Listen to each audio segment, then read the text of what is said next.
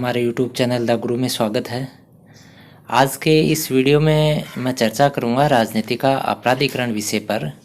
यह कक्षा 12 के स्टूडेंट्स के लिए पॉलिटिकल साइंस के सेकंड भाग का टॉपिक है।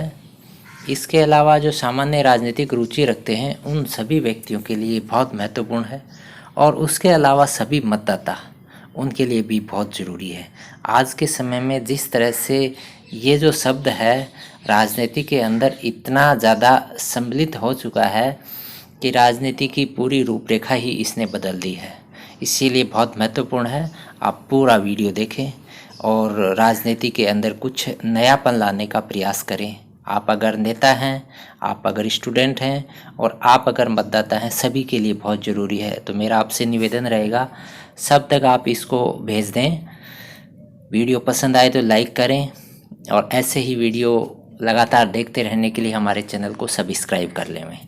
चलिए हम प्रारंभ करते हैं राजनीति का अपराधीकरण। वास्तव में देखा जाए तो जब से भारत स्वतंत्र हुआ है उसके बाद से आम आदमी का जो जीवन है, जैसा हम पहले सोच रहे थे वैसा बेहतर नहीं हो पाया। गरीबों की स्थिति और भी बदतर होती गई और आज़ादी का पूरा जो लाभ है वो बहुसंख्यक के जो गरीब तबका है उसको नहीं मिल पाया और उसका जो लाभ है वो सिर्फ अमीर वर्ग तक ही मिल पाया। ये जो दशा है बहुत ही चिंतनीय दशा रही है। वास्तव में ऐसा क्यों हुआ है? राजनीति के अंदर अपराध बढ़ चुका है और ये जो घटना है लोकतंत्र को पूरी तरह से दिशा विहीन बना चुकी है। धन बल का इस तरह से प्रयोग हुआ है, इस प्रयोग ने लोकतांत्रिक व्यवस्था को एकदम क्षत विक्षत कर दिया है। प्रयास भी बहुत सारे हुए हैं, ईवीएम मशीनें आई हैं, मतदान बूथों की वीडियोग्राफी भी हुई है, चुनाव आयोग ने पर्यवेक्षक भी लगाने का प्रयास किया है, आचार संहिता भी लागू हुई है चुनावों के अंदर, लेकिन फिर भी जो वास्तव में परिणाम आने चाहिए थे वो नहीं आए हैं। चलिए हम देख लेते हैं सबसे पहले राजनीति का अपराधीकरण है क्या चीज़, इसका अर्थ क्या है। यानी राजनीतिक अपराधीकरण वह प्रवृत्ति है जिसके अंतर्गत आपराधिक पृष्ठभूमि के लोग प्रत्यक्ष व अप्रत्यक्ष रूप से राजनीतिक प्रक्रिया को प्रभावित करते हैं। राजनीति में प्रवेश करने, सत्ता को प्राप्त करने व सत्ता में बने रहने के लिए राजनीतिज्ञों द्वारा समय समय पर अपराधियों की मदद लेना राजनीतिक अपराधीकरण कहलाता है। ध्यान देना, यहाँ पर क्या कह रहा है ये कि राजनीति में प्रवेश करने के लिए, सत्ता को प्राप्त करने के लिए और सत्ता में जो है वो बने रहने के लिए जो अपराधियों की मदद लेते रहते हैं समय समय पर, वो सारा जो घालमेल है ये राजनीतिक अपराधीकरण है। और इस अपराधीकरण का जो रूप है वो आप सभी देखते आ रहे हैं। इसके अंदर जो राजनेताओं ने अनैतिक, अनुचित और जो भी हथकंडे हैं सभी को प्रयोग में लिया है और उनके द्वारा अपना जो हित साधा है उन्होंने, यानी सभी ने भारत के अंदर राजनीति में ये समझ लिया कि राजनीति एक फायदे का व्यवसाय है, ये मान के चल पड़े। वरना राजनीतिज्ञों को कोई ज़्यादा वेतन तो मिलता नहीं है, लेकिन फिर भी राजनीति को एक फायदेमंद व्यवसाय के रूप में मान के सभी राजनीति के अंदर आने का प्रयास करते हैं और ये जो प्रयास है वो यही है। वास्तव में इसके मूल रूप को समझा जाए तो राजनीति एक सेवा थी, वो जो रूप है वो अब गायब हो चुका है।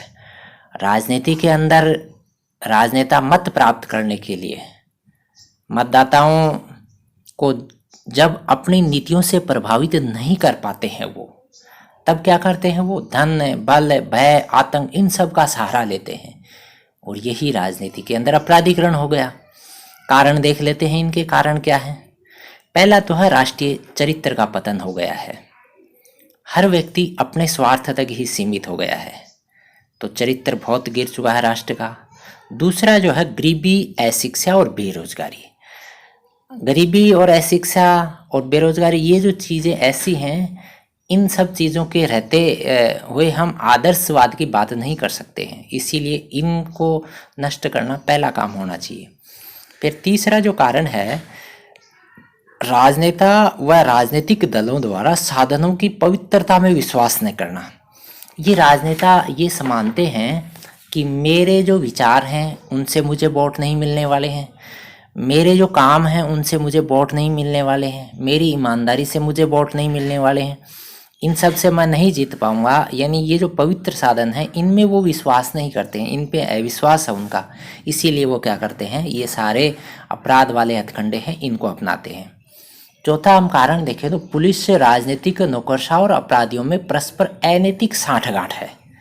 यानी ये जो चौगड़ी हो गई है इनकी, पुलिस, राजनेता और नौकरशाह और अपराधी, इन सब के अंदर एक अनैतिक साठगांठ है। ये एक दूसरे के लिए काम करते रहते हैं और एक दूसरे के जो हित हैं उनको साधते रहते हैं। आम जो जनता है वो इस के बीच में पिसती रहती है। पांचवा जो कारण है, चुनावी राजनीति पर बाह्य तत्वों का प्रभाव। यानी चुनावी राजनीति जो है उसके अंदर स्थानीय स्तर पे जो बातें हैं उनका कुछ भी लेना देना नहीं होता। बाहर से इतने ज़्यादा व्यक्ति आ जाते हैं चुनाव के दौरान, वो सब प्रभावित करते हैं, सारी गतिविधियों को प्रभावित करने लगते हैं। तो ये जो बाहर से तत्व आए हैं ये अपराधी की किस्म के होते हैं। छठा अगर कारण देखें तो कानूनों का प्रभावी रूप से लागू न हो पाना।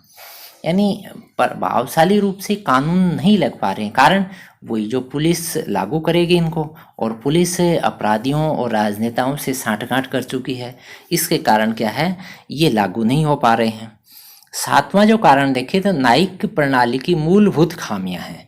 न्यायिक प्रणाली अगर चुस्त दुरुस्त होगी तो शीघ्र निस्तारण होगा मुकदमों का, और इसके कारण क्या होगा, अपराधियों को जल्दी से जल्दी सज़ा मिल पाएगी। ये अपराधी जो हैं और राजनेता हैं न्यायिक प्रणाली के अंदर जो हैं इंटरफेयर करके मुकदमों की सुनवाई समय पर नहीं होने देते हैं, इसके कारण क्या है, ये बच के चलते हैं। फिर आठवां जो कारण है, दलीय राजनीति और सत्ता प्राप्ति की अत्यधिक राजनीतिक लालसा। यानी इनकी एक ही लालसा रहती है, सत्ता प्राप्त करना, उसके लिए ये सारे हथकंडे अपनाते हैं। तो ये जो है ये एक बहुत बड़ा फैक्टर है, इस फैक्टर के कारण सब कुछ होता रहता है ये। फिर नौवां है निर्वाचन प्रणाली की खामियां। चुनाव आयोग है, इसका जो वर्किंग प्रोसेस है इसमें बहुत सारी खामियां रहती हैं। बहुत बार सत्ता के दुरुपयोग का इसके ऊपर आरोप लगता रहता है, और कई बार ये आरोप जो है वास्तव में ऐसा लगता है कि सही भी है। इसमें निष्पक्षता आनी बहुत ज़रूरी है। 10वां जो कारण है उसमें आता है शासन की क्षमता और गुणवत्ता में भारी गिरावट। शासन का तो पहले भी मैंने बता दिया था, जैसे नौकरशाह और राजनीतिक का आपस में गठबंधन है, इसीलिए जो शासन है अपनी पूरी क्षमता और पूरी क्वालिटी के साथ जो काम नहीं कर पाता है, और इसमें गिरावट होती है। यानी प्रशासन की जो मशीनरी है वो राजनेताओं के दिशा निर्देशों के अनुरूप ही काम करती है। प्रशासन के व्यक्तियों के अंदर जो योग्यता है उसका सही उपयोग नहीं हो पाता है, क्योंकि राजनेता जैसा उनको आदेश देते हैं वैसा ही वो करते हैं। इसके बाद में 11वां जो कारण है, आपराधिक तत्वों का समाज में दबदबा और जनता में स्वीकार्यता। यानी जो आपराधिक प्रवृत्ति के व्यक्ति हैं उनका समाज में प्रभाव है, और समाज भी मानता है उन सबको, समाज भी उनको दूर करने का प्रयास नहीं करता है। उनको कम से कम चुनाव में वोट डाल के तो दूर कर सकता है, लेकिन उनका दबदबा वो मानता है, उनको स्वीकार करता है कि राजनीति में ऐसे व्यक्ति जाने चाहिए। वो भी ये बात को स्वीकार करते हैं कि राजनीति में दबंग नहीं होगा कोई व्यक्ति तो राजनीति नहीं कर पाएगा। ये जो जनता के अंदर विचार आ गया, इसके कारण भी क्या हो गया, ये जो कॉन्सेप्ट है राजनीति के अंदर अपराधीकरण बढ़ता ही गया। फिर 12वां जो कारण है, धन बल व राजनीति का मिश्रण। ये जो तीन चीज़ हैं, धन बल और राजनीति, तीनों आपस में मिल चुके हैं, और इनके मिलने से पता नहीं लगता है कि ये कब कहाँ और कैसे मिले हैं, क्या परिणाम देंगे। और ये जो इसका खामियाजा है सबको यानी जो मध्यम और जो निम्न तबका है उसको ये स्पष्ट झलकता है। ऊपर वाला जो तबका है उसको इसके परिणाम का न तो पता रहता है और नहीं पता है तो नहीं वो इसके ऊपर विचार करते हैं। अब देख लेते हैं हम भारतीय राजनीति का वर्तमान परिदृश्य। तो सबसे पहले मैं बता दूं एडीआर के आंकड़े हैं ये आपके। एडीआर ये एक स्वतंत्र एजेंसी है और ये जो एजेंसी है एसोसिएशन फॉर डेमोक्रेटिक रिफॉर्म्स, ये एक एजेंसी जो चुनाव से संबंधित जो आंकड़े हैं उनका स्वतंत्र विश्लेषण करती है। ये आपराधिक पृष्ठभूमि के व्यक्तियों के डाटा भी अलग से प्रकाशित करती है।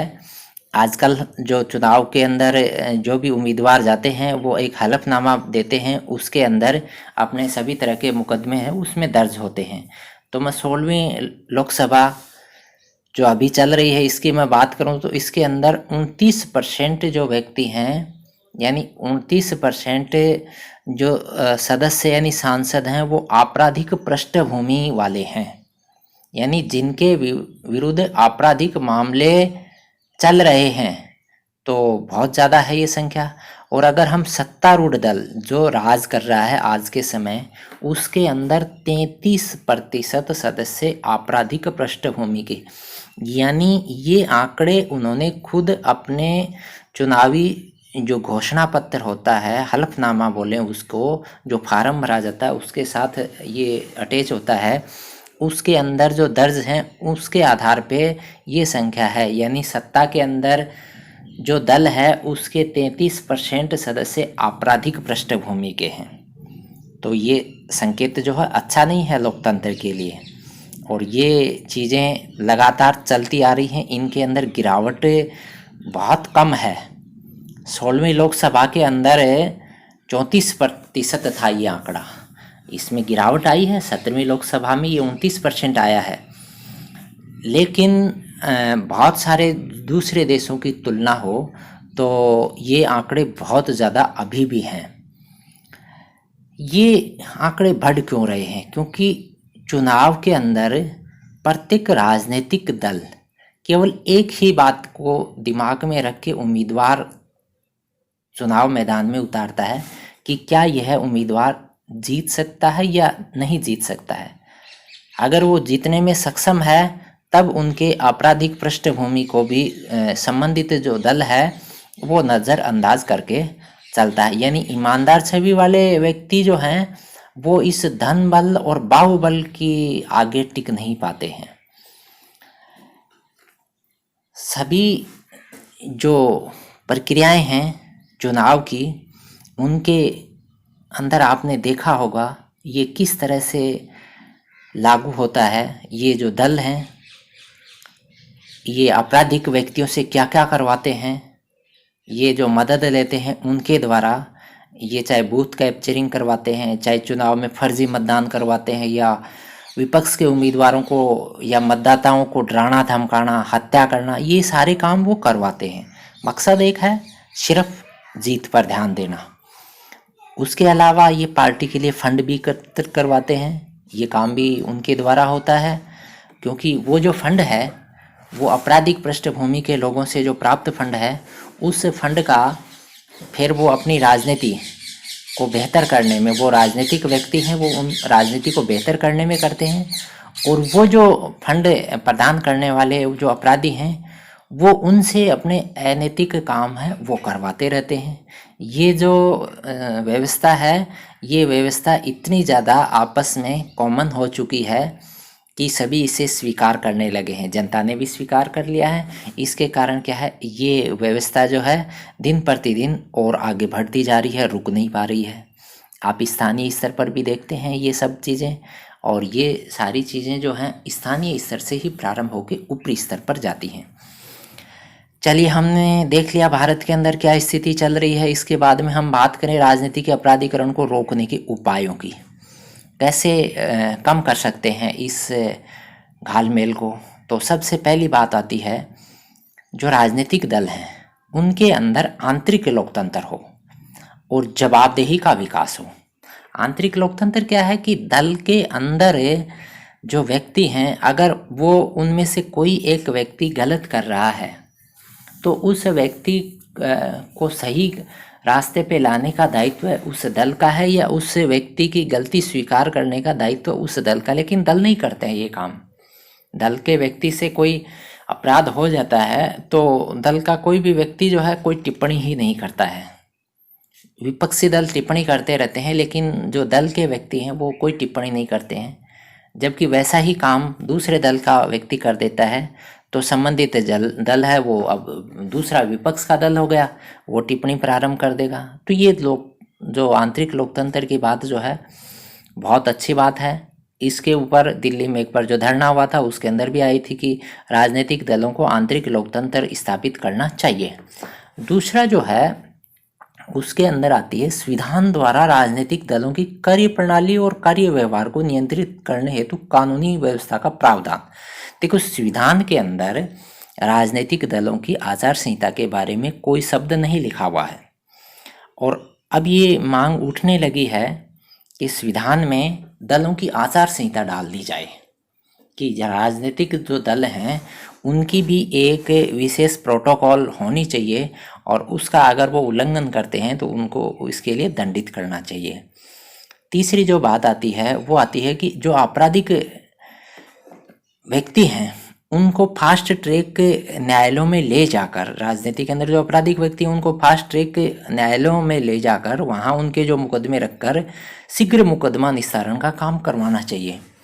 क्योंकि ये मुकदमे जब लंबे समय तक चलते रहते हैं तो जब तक वो मुकदमा चलता है तब तक वो क्या है कि कानून की नज़र में दोषी नहीं है, और तब तक वह क्या है कि चुनाव के अंदर योग्य माना जाता है। तो ये एक बहुत बड़ा चुनाव प्रक्रिया के अंदर फॉल्ट है। इस फॉल्ट को दूर करने का यही एक तरीका है। फिर चौथा जो उपाय आता है, अपराधियों पर चुनावी प्रतिबंध है। यानी जो अपराधी तत्व के व्यक्ति हैं उनके ऊपर प्रतिबंध होना चाहिए, और ये प्रतिबंध कानूनन हो या फिर संविधान में ये पैरा डाल देना चाहिए, या अगर आंतरिक लोकतंत्र है तो दल स्वतः ही उन व्यक्तियों को शामिल नहीं करेंगे। पांचवी जो बात आती है, कानून में संशोधन से अपराधियों को बाहर करना। ये वही बात है जो हम दूसरे नंबर बिंदु में कर रहे थे, कानून बना के आपराधिक पृष्ठभूमि वाले व्यक्तियों को चुनाव लड़ने पर प्रतिबंध लगाना, ये बात आ गई इसमें। फिर छठी जो बात आती है, निर्वाचन आयोग निष्पक्ष और पारदर्शी हो। निर्वाचन आयोग को मानते हैं कि निष्पक्ष और पारदर्शी है, बहुत बार निष्पक्ष और पारदर्शी रहा है। बहुत सारे चुनाव आयुक्तों के दौरान इसने इस निष्पक्षता और पारदर्शिता की पालना की भी है, लेकिन वर्तमान में लगा कि इसकी निष्पक्षता और पारदर्शिता पर सवाल खड़े किए हैं, दलों ने खड़े किए हैं, उन्होंने एविडेंस भी रखे हैं। तो ये जो बात है, इस बात के ऊपर अगर फोकस हो कि इसकी निष्पक्षता और पारदर्शिता को अगर कायम रखा जाएगा तो चुनाव जो है बेहतरीन होंगे, आचार संहिता भी बेहतरीन होगी, और अगर आचार संहिता और चुनाव बेहतर हो जाएंगे तो अच्छे उम्मीदवार जीत के आ जाएंगे। फिर सातवीं जो बात आती है, जिनके खिलाफ मामले लंबित हैं उनको भी रोक दें। क्या होता है कि जैसे लंबित मुकदमे वाले जो हैं उनको चुनाव लड़ने की अनुमति रहती है, और वो जीतने के बाद में भी पद पर रहते हैं, और उनका पद कब प्रत्यारित होगा, जब वह मुकदमे के अंदर दोषी सिद्ध हो जाता है, और मुकदमे को लंबा खींचते जाते हैं। यानी वो जब अपना 5 साल का या 10 साल का जो भी पीरियड है उस पीरियड तक तो वो मुकदमे को ट्रायल बेस चलता ही रहता है, उसकी सुनवाई नहीं होने देते हैं, आगे से आगे चलाते रहते हैं। तो ये भी अच्छा विचार है। यानी जिसके खिलाफ कम से कम 2 या उससे ज़्यादा आपराधिक मामले हैं, तो अगर वैसे आपराधिक मामले हैं तो उनको तो रोक सकते हैं। ये तो अच्छा विचार है। फिर सातवां हो गया। आठवां जो विचार है, अपराधियों को शामिल करने वाले दलों पर दंड की व्यवस्था हो। यानी जो राजनीतिक दल आपराधिक प्रवृत्ति के लोगों को टिकट देते हैं उन पर जुर्माना या दंड लगाने का प्रावधान होना चाहिए। स्पष्ट है, सभी को पता है कि ये अपराध जो है इसके द्वारा कारित है, हो सकता है कोर्ट में वो सिद्ध होने में उसको लंबा समय लगेगा, लेकिन जन सामान्य के अंदर ये बात फैल चुकी है, तो कम से कम वह राजनीतिक दल अवॉइड करे उस उम्मीदवार को। लेकिन दल ऐसा नहीं करते हैं। नौवां जो बिंदु आता है, नोटा का पुख्ता इस्तेमाल। देखो, चुनाव के अंदर नोटा डाल दिया, वोटिंग में नोटा का प्रयोग होता है, लेकिन नोटा जीता तो कभी नहीं है, नोटा तो हारता ही हमेशा। यानी अगर आपराधिक पृष्ठभूमि के दो व्यक्ति खड़े हैं और दोनों को ही नोटा से कम वोट मिले और नोटा को सबसे ज़्यादा वोट मिल गए, तो भी नोटा नहीं जीत पाता है। यानी अगर नोटा जीतने का मतलब क्या हो गया, चुनाव निरस्त हो गया। ऐसी परिस्थितियां नहीं है। तो नोटा जो डाला है, अगर नोटा को सबसे ज़्यादा वोट मिल रहे हैं तो चुनाव ही निरस्त हो जाए, ऐसा प्रावधान होना चाहिए। हो सकता है आने वाले समय में इसके ऊपर सभी लोग जो है विचार करेंगे तो ये शामिल हो भी जाएगा। फिर 10वां सबसे टेक्निकल और वर्तमान परिस्थितियों के लिए बहुत ज़रूरी, और विदेशों में ऐसा होता भी आ रहा है, ऑनलाइन निर्वाचन प्रणाली। आजकल सब कुछ ऑनलाइन होता जा रहा है। ये लॉकडाउन और कोरोना, ये सारी परिस्थितियां लोग ऑनलाइन की तरफ सब भी व्यवस्थाओं को लेके जा रही हैं। हमारा शिक्षा तंत्र तो ऑनलाइन हो ही चुका है, और ये जो इलेक्शन का प्रोसेस है ये भी ऑनलाइन हो जाएगा, तो इसमें पारदर्शिता होगी। यानी जो बूथ कैप्चरिंग का काम है ये बंद हो जाएगा। आप अपने मोबाइल पे जिस तरह से आप घर बैठे बैठे बैंकिंग कर रहे हो, ऐसे आप ऑनलाइन वोटिंग भी कर सकते हो, कोई बड़ी बात नहीं है। विदेशों में इस तरह का प्रारंभ हो चुका है। तो ऑनलाइन निर्वाचन प्रणाली है भविष्य के लिए बहुत बड़ी आवश्यकता है, और इसके ऊपर विचार करना भी होगा। तो ये कुछ एक बातें थी, जिन बातों के ऊपर अगर विचार होगा तो राजनीति में अपराधीकरण कुछ रुक सकता है। अब हम बात कर लेते हैं एन वोरा समिति रिपोर्ट। ये 1993 में ओपन हुई थी। यानी ये रिपोर्ट जो है, ये एन वोरा समिति किसके लिए बनाई थी? एक्चुअल में भारत की राजनीति के अंदर जिस तरह से अपराधीकरण बढ़ता जा रहा है, और उसकी पड़ताल और अध्ययन करने के लिए भारत सरकार ने एन वोरा समिति का गठन किया था। उस समय ये एन वोरा जी जो है मंत्री थे केंद्र के अंदर, और इनके अध्यक्षता में समिति बनी थी, और इसने 1993 में अपनी रिपोर्ट प्रस्तुत की थी। उस रिपोर्ट की अगर बातें देखें तो बहुत ही डरावनी बातें हैं। इस रिपोर्ट में इन्होंने कहा है कि भारतीय मतदाता की उदासीनता, अगंभीरता और भावशून्यता से ही ये समस्या खड़ी है। यानी मतदाता सबसे पहला जिम्मेवार है इसके लिए। यानी मतदाता के अंदर उदासीनता आ जाएगी, वो गंभीर नहीं है, और भावशून्यता है, तो वो इन परिस्थितियों में क्या है, उन्हीं आपराधिक व्यक्तियों को ही वोट डालते रहते हैं। वो देखते नहीं है कि कौन सा उम्मीदवार जो है ईमानदार छवि का है, वो विकास की बात करता है, वो अब उसका जो बैकग्राउंड है, उस बैकग्राउंड के अंदर जो बातें हैं, उन बातों से ये लगता है कि ये कुछ अच्छा करेगा। लेकिन हम ऐसा नहीं करते। हम तो ये देखते हैं कि एक धन बल वाला व्यक्ति है, हमारे लिए कुछ ये धन बल की व्यवस्था करेगा, और हमारे को इस धन बल से ही आगे ले जाएगा। हम भी क्या करते हैं, उसी के पीछे हो लेते हैं। ये एन वोरा ने मतदाता को वो इसके लिए जिम्मेदार ठहराया है। इसके बाद में इस रिपोर्ट में कहा गया कि माफिया गिरोह को स्थानीय नेताओं का संरक्षण मिला हुआ है। यानी लोकल लेवल के जो लीडर होते हैं, मैं तो ये कहूँगा कि इसके अंदर जो एमएलए और सरपंच हैं, और चाहे आपके प्रधान हैं, उनका भी इसके अंदर योगदान रहता है। उनका आपस में जो गठबंधन है, उस गठबंधन से ये माफिया गिरोह है जो सक्रिय रहते हैं, और इन माफिया गिरोहों के इस संरक्षण का ही बड़ा नाम क्या है, राजनीति में अपराधीकरण है। वो जो माफिया गिरोह है, इनके संरक्षण से पैसा कमाते हैं, और वो जो पैसा है, वो पैसा इन राजनेताओं के चुनाव में प्रयोग होता है, और ये राजनेता चुनाव जीतने के बाद में उनके इन अनैतिक कामों को संरक्षण देते रहते हैं। तो ये जो इनका जो द्वि गठबंधन है, त्रिगठबंधन है, ये जो गठबंधन है ना, ये इन सभी का आपस में क्या है, इस तरह से कोऑर्डिनेशन करके भारत के लोकतंत्र को एक दीमक की तरह चाट रहे हैं। ये वोरा समिति ने साफ कहा था, लेकिन इनके ऊपर सही अमल अभी तक नहीं हो पाया है। और इसके अलावा इस रिपोर्ट में ये भी कहा गया था, न्यायपालिका, पुलिस, निर्वाचन आयोग और नौकरशाही में निष्पक्षता का अभाव है। और इसने कहा कि निष्पक्षता होगी तब ही जाके निष्पक्ष और पारदर्शी चुनाव और निष्पक्ष और पारदर्शी उम्मीदवार चुन के आएंगे। यानी न्यायपालिका में भी भ्रष्टाचार बहुत ज़्यादा है, पुलिस में भी है, निर्वाचन आयोग में भी है, नौकरशाही में भी है। ये जो बात है, इन बातों के बाद में अंत में जो बहुत महत्वपूर्ण बात आती है, जनता की चुनावी प्रक्रिया में ईमानदार और सक्रिय भागीदारी होगी तब ही जाके ये राजनीति के अंदर अपराधीकरण रुक पाएगा। बहुत अच्छी बात कही है इसने। अगर ये हो जाएगा कि चुनाव के अंदर जनता जो है वो ईमानदारी से डिसीजन लेगी, न कि धन लेके, न कि लोभ लालच में आके किसी को मत देगी, और वो सक्रिय रहेगी चुनाव के अंदर। ऐसा नहीं है कि मूक दर्शक की तरह कि हमारी तरफ से सभी उम्मीदवार एक से ही हैं, कोई सा भी बेहतरीन नहीं है। आप उनसे सवाल जवाब करके उनमें ये पता कर सकते हैं कि कौन सा उम्मीदवार आपके लिए अच्छा है, आपके लिए अच्छी योजनाएं लेके आ सकता है, इसकी मंशा अच्छी है।